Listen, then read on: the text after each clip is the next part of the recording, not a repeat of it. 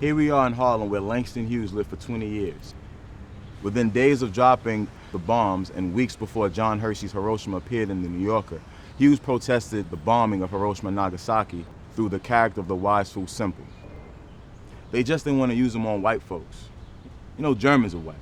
So they wait until the war's over in Europe just so they can try them out on colored folks. You know, Japs are colored.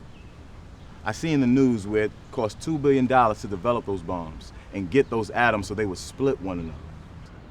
If I had $2 billion, I would not spend it making something to kill off folks. I would spend it on things to make life better. Lorraine Hansberry moved to New York City when she was 20 years old. There, she became part of a community of African American intellectuals and activists, all of whom were able to connect racism and colonialism with nuclear weapons. Even as a child, she had a passion for world peace and was alarmed and outraged at the World War and the bombings of Hiroshima and Nagasaki. And she said, "No more Hiroshimas anywhere, ever." In 1950, Paul Robeson, singer, actor, civil rights activist, wrote an article for the New World Review. Let us not forget Hiroshima. It is all part of one problem. It is the matter of discrimination, and it may be the foremost question facing us today in the atomic age. The struggle in which we are engaged in is not a matter of mere humanitarian sentiment, but of life and death. Coretta Scott King spoke to 1 million people at a rally in Central Park in 1982.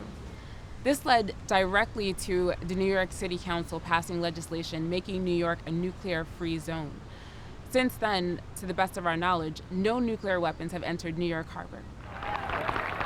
It's inspiring for me to see this magnificent demonstration of people of all races, religions, and nations united today for one great cause, the cause of peace with justice. In 1961, author, intellectual, and activist James Baldwin spoke to a large group of peace activists in Washington, D.C. The fight for civil rights and world peace are the same. Racial hatred, the atomic bomb, both threaten the destruction of man as created free by God. Confrontation of both dilemmas demands inner courage.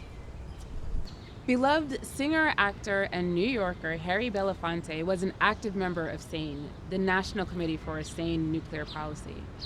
And he said, "I don't think soldiers belong anywhere in the world. I mean, that's a moral and basic philosophy. I think the only way to end wars is to have no military. I think we should suspend all nuclear weapons."